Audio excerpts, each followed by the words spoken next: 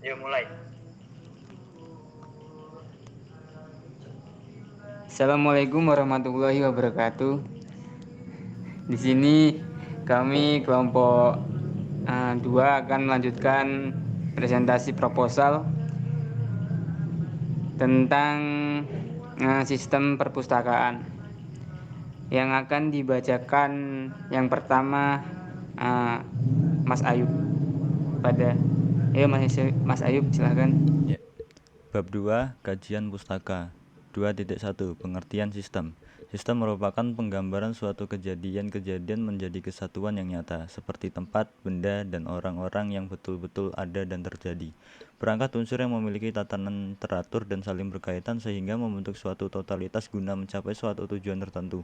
Sedangkan menurut Kadir 2003/54, sistem adalah sekumpulan elemen yang saling terkait atau terpadu yang dimaksudkan untuk mencapai suatu tujuan. Berdasarkan pendapat para ahli tersebut, maka dapat disimpulkan sistem adalah kumpulan elemen-elemen yang saling bekerja sama dan berinteraksi untuk memproses pasukan, kemudian saling berhubungan untuk mencapai suatu sasaran tertentu. Menurut Jogianto 2003/234, sistem dapat didefinisikan dengan pendekatan prosedur dan pendekatan komponen. Dengan pendekatan prosedur, sistem dapat didefinisikan sebagai kumpulan dari prosedur-prosedur yang mempunyai tujuan tertentu. Hubungan antar hubungan antar elemen-elemen yang terdapat dalam sistem meliputi 1. Tujuan sistem, 2. Batasan sistem, 3. Kontrol sistem, 4. Input, 5. Proses, 6. Output, 7. Umpan balik,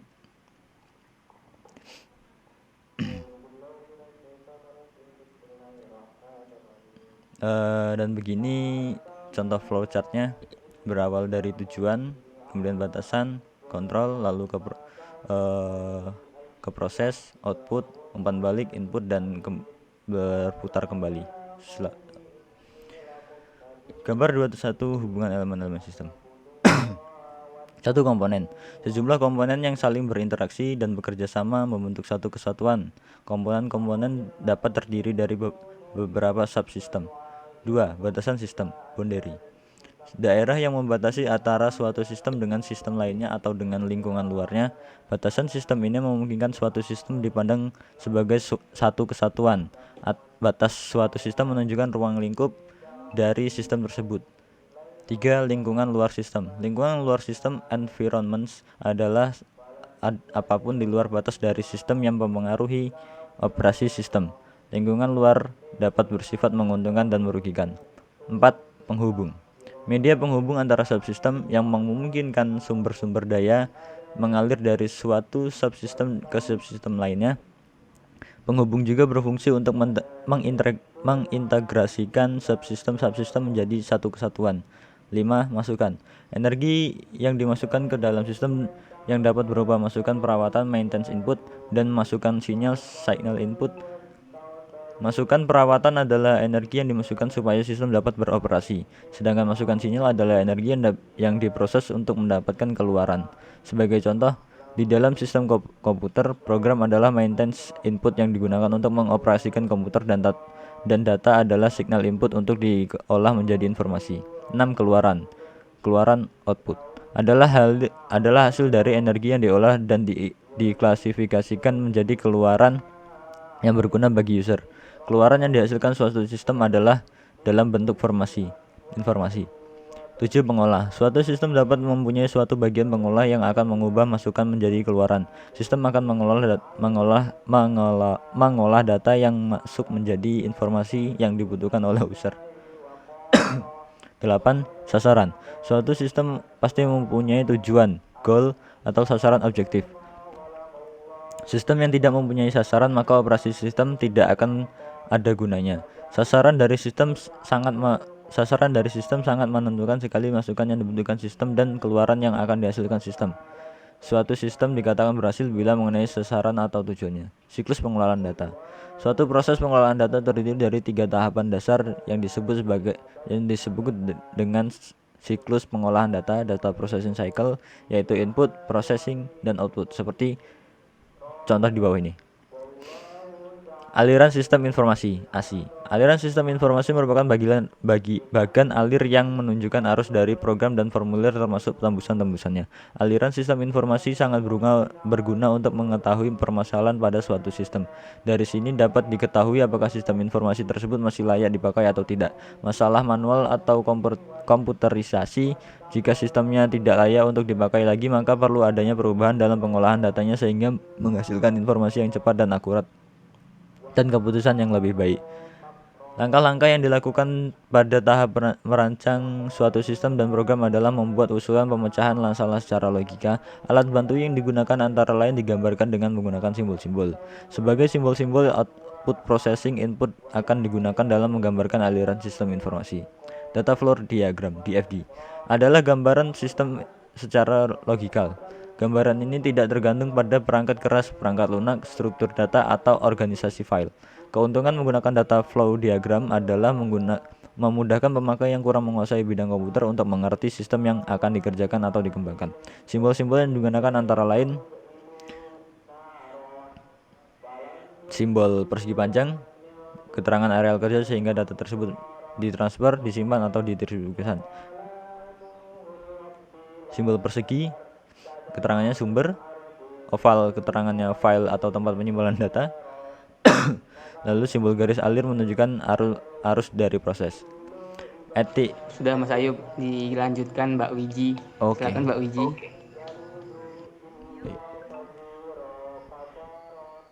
Baik, di sini saya akan melanjutkan yaitu bab 3, metodologi penelitian. Kerangka kerja penelitian tadi 1, metode penelitian. Untuk membantu daya penyusunan penelitian ini, maka perlu adanya susunan kerangka kerja framework yang jelas tahapan-tahapannya. Kemudian ada analisis sistem. Kegiatan dalam analisis sistem meliputi 1. Memahami kinerja sistem, 2. Menganalisa sistem,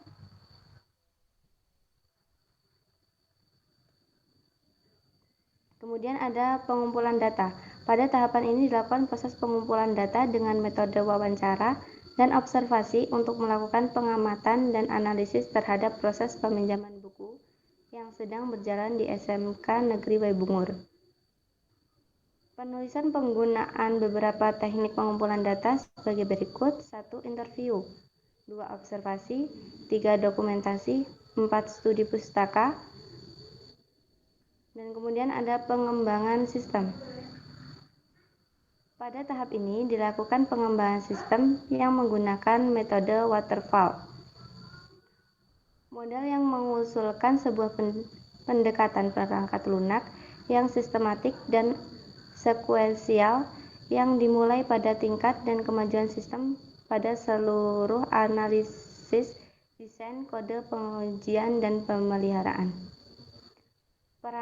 Perencanaan sistem secara terperinci dilakukan dengan cara 1. ASI, 2. Forecast, 3. Diagram konteks, 4. DVD, 5. ERD, dan 6. Normalisasi.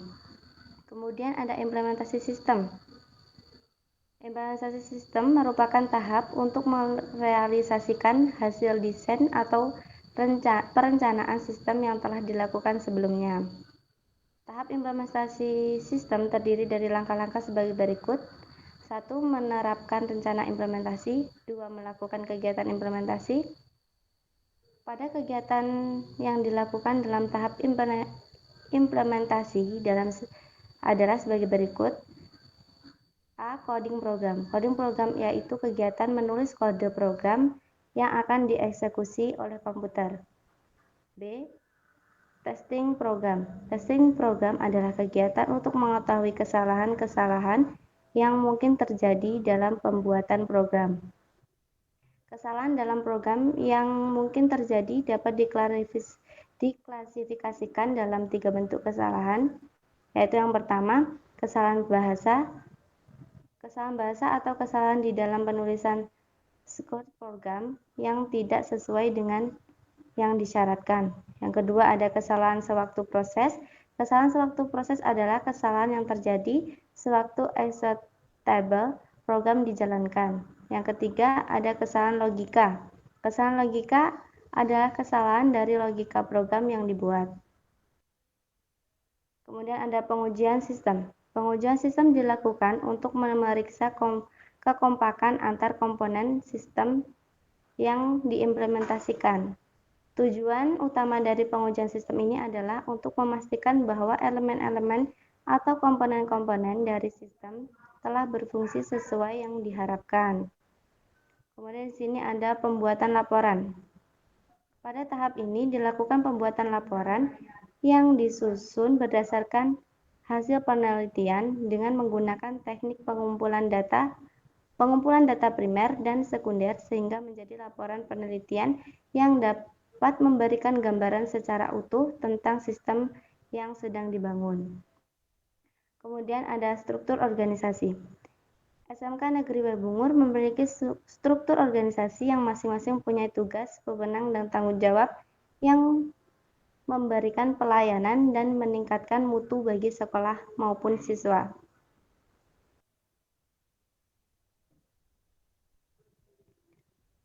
Kemudian di sini ada struktur yang terdiri dari kepala sekolah. Kepala sekolah terdiri dari kepala perpustakaan dan dewan guru. Kemudian dewan guru terdiri dari siswa dan kepala perpustakaan terdiri dari petugas dan siswa.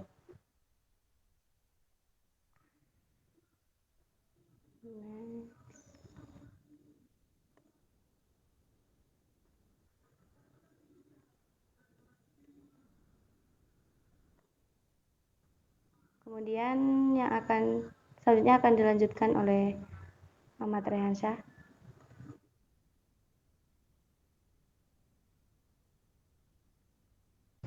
Baik, saya akan melanjutkan.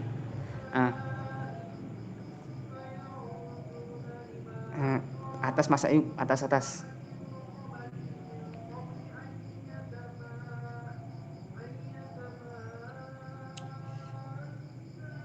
Oke, sudah. Keterangan tugas dan wewenang. Yang pertama adalah kepala sekolah yang bertanggung jawab dalam yang pertama pengembangan program, yang kedua mengkoordinasi guru, yang ketiga mengelola SMK, yang keempat melakukan evaluasi dan pembinaan terhadap kinerja guru, yang kelima melakukan evaluasi terhadap program pembelajaran di SMK. Kepala perpustakaan, tata usaha perpustakaan, dewan guru, petugas siswa.